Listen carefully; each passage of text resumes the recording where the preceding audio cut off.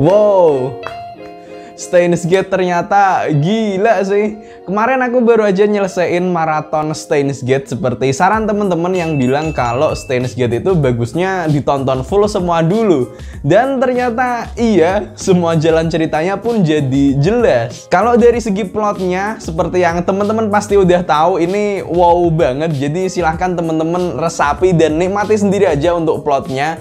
Dan di video ini aku akan bahas lebih dalam lagi untuk sisi sainsnya, terutama dari segi fisika, tentang CERN, time travel, dan lain-lain yang nanti bikin pemahaman tentang Steins Gate jadi lebih mantep lagi. Pertama tentang CERN, IBN 5100, dan Mr. Brown. Seperti yang udah aku bahas di video sebelumnya, beberapa bagian dari anime ini itu ngambil referensi dari dunia nyata, termasuk nama-nama yang barusan aku sebut tadi. CERN ini adalah plesetan dari CERN pakai C. CERN ini adalah sebuah pusat penelitian nuklir di Eropa yang jadi tempat untuk berbagai penelitian fisika partikel paling top di dunia. Lokasinya ada di Swiss. Ada banyak banget penemuan-penemuan hebat yang udah dilakukan di CERN, seperti partikel Higgs boson alias partikel Tuhan, antimateri, partikel akselerator, dan banyak lagi lainnya. Bahkan sistem website yang sekarang ini sering banget untuk kita pakai itu asalnya juga ditemuin oleh ilmuwan dari CERN. Tapi dari sekian banyak penemuan-penemuan hebat yang dilakukan oleh CERN, mereka itu nggak bikin mesin waktu, dan mereka pun nggak punya misi untuk menguasai dunia gitu. Karena CERN ini itu kan sebuah organisasi riset, bukan sebuah organisasi politik yang tujuannya mengendalikan dunia. Dulu aku pernah main ke CERN, lebih tepatnya di dua museumnya. Yang pertama adalah Museum Universe of Particle, yang isinya itu membahas tentang asal-usul adanya partikel di alam semesta, mulai dari Big Bang dan seterusnya. Kemudian ada juga Museum Mikrokosmos, yang menjelaskan lebih detail lagi tentang partikel-partikel fundamental di fisika, juga miniatur akselerator partikel atau Large Hadron Collider. Dan dari kunjunganku itu aku juga nggak menemukan entah sesuatu prototipe atau apa gitu yang kaitannya dengan mesin waktu.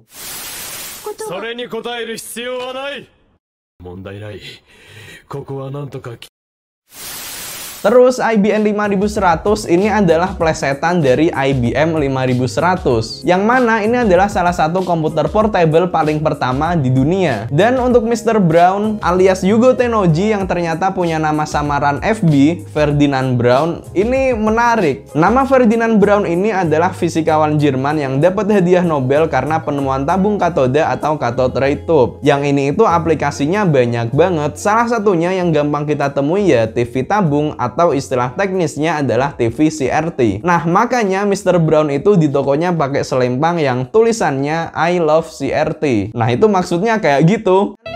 Kemudian yang terkait dengan time travel yang ada di Steins Gate. Yang pasti sampai sekarang ini time travel itu adalah sebuah konsep yang fiksi. Tapi mari kita coba lihat lebih detail soal teknis time travel yang ada di Steins Gate ini. Yang bagaimanapun juga dia itu punya dasar teori yang ada benernya dan ada salahnya juga. Setiap kali OKB ngirim di mail, ternyata dia berpindah ke world line baru di mana masa lalu itu berbeda. Dan untuk mengetahui posisi word line-nya itu, parameter yang dipakai adalah divergensi yang diukur pakai divergence meter. Apa sih divergensi itu? Kalau secara bahasa mungkin diartikannya gampangnya sebagai persebaran lah. Tapi sebenarnya dalam sains divergensi itu punya arti yang khusus. Kalau dalam matematika, divergensi itu dinyatakan pakai simbol ini, segitiga kebalik sama perkalian dot. Ini tuh kayaknya pelajaran akhir-akhir SMA kayaknya. Mungkin yang udah belajar boleh komen. Operator divergensi kalau dikenain ke suatu medan vektor 3 dimensi itu gampangnya akan menghasilkan divergence value yang menunjukkan laju perubahan medannya dan arahnya seperti apa. Kalau di Steins Gate itu nggak dijelasin gimana cara kerja dari si divergence meter ini. Tapi harusnya operator divergensi ini mungkin dihubungin sama posisi vektor dari word line-nya itu, yang kemudian dibandingkan dengan divergence value di dunia utama yang kemudian menghasilkan angka kayak yang ditunjukin di divergence meter. Bingung? Sama. Nah, sebenarnya nilai divergensi ini mungkin aja untuk negatif loh. Jadi harusnya ada suatu word line yang dia itu punya divergence value negatif. Tapi ketika kemarin aku nonton anime Steins Gate ini, aku belum nemuin word line yang punya divergence value negatif. Karena semua word line-nya yang aku lihat kemarin itu antara 0, berapa atau 1, berapa gitu nilai divergence value-nya. Kemudian yang aku suka dari time travel yang ada di Steins Gate ini adalah bahwa time travelnya itu konsisten. Ada banyak jenis gagasan atau teori tentang gimana sih time travel itu nanti akan bekerja, dan di Steins Gate ini dia memilih prinsip yang oke banget, yaitu word line dan CTC atau closed time-like curve. Word line adalah jalur yang dilalui oleh suatu objek pada 4 dimensi ruang waktu. Istilah word line sendiri sebenarnya juga dipakai beneran di fisika modern ketika bahas soal relativitas, walaupun ya agak beda-beda dikit lah. Konsep word line ini penting untuk dipahami karena dari sini kita bisa paham bahwa mundur di word line itu nggak serta-merta bisa mengubah masa lalu. Buat yang udah nonton Steins Gate pasti udah paham lah maksudnya itu kayak gimana. Tapi yang perlu diperhatikan di sini adalah bahwa word lines itu beda sama parallel universe ya. Kalau parallel universe itu kan konsepnya ada banyak dunia berbeda-beda dengan berbagai kemungkinan yang itu semua jalan bersama-sama. Tapi konsep word line itu berbeda. Pada konsep word line, dunia yang aktif itu ya cuman satu garis tok aja. Walaupun ada banyak word line lain, tapi semua itu sifatnya adalah probabilitas atau kemungkinan aja. Yang ketika ada email yang dikirim, word line yang aktif pun berubah. Ini prinsipnya mirip sama probabilitas gelombang partikel di dunia kuantum. Makanya ketika OKB menghentikan perang dunia ketiga, itu ya berarti perangnya beneran gak terjadi. Bukan kok tetap terjadi di word line yang itu, tapi word line yang baru nggak terjadi. Dan konsep waktu seperti inilah yang menurutku secara pribadi itu lebih cocok dibandingkan dengan konsep parallel universe.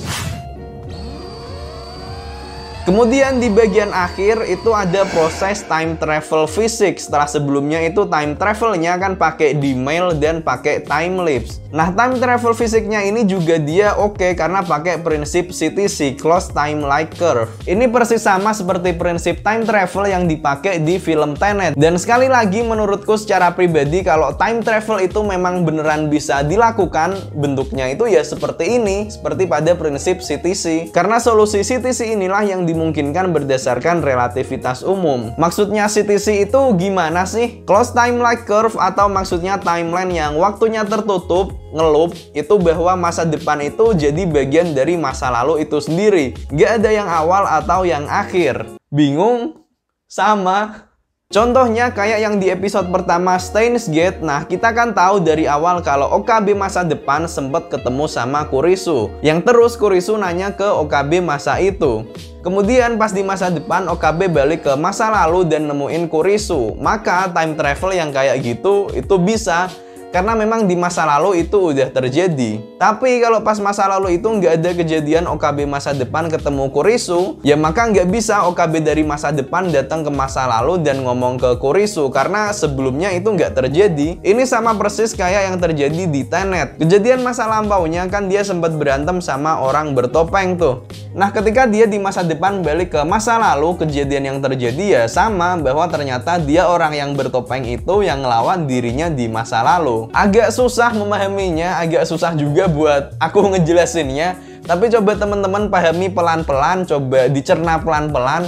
Nanti kalau udah paham pasti akan makin ngeh kalau time travel di Steins Gate itu emang paling top. Terus mungkin ada yang bertanya, kalau kayak gitu, mana sih bagian yang awal dan mana yang bagian akhir di time travel itu? Ya nggak ada, karena waktunya itu kayak semacam ngeloop di bagian time travel itu. Dan kalau mungkin ini dirasa nggak masuk akal, ingat bahwa kita pusing dan itu kayak nggak make sense karena kita itu sehari-hari merasakan dimensi waktu yang terus maju. Padahal kalau kita ambil sudut pandang lain, misal kita pakai sudut pandangnya cahaya, semua hal yang terjadi di dunia itu cuma terjadi dalam sekejap dan semuanya itu terjadi secara bersamaan. Karena si cahaya itu dia nggak bergerak pada dimensi waktu. Bingung? Ya sama. Ya pokoknya gitulah. Dan sebenarnya dari anime Steins Gate ini juga ada sebuah pesan tersirat yang sangat penting, sebuah pesan filosofis bahwa semua hal yang ada di dunia ini itu tuh semua udah diatur melalui sebuah sistem yang namanya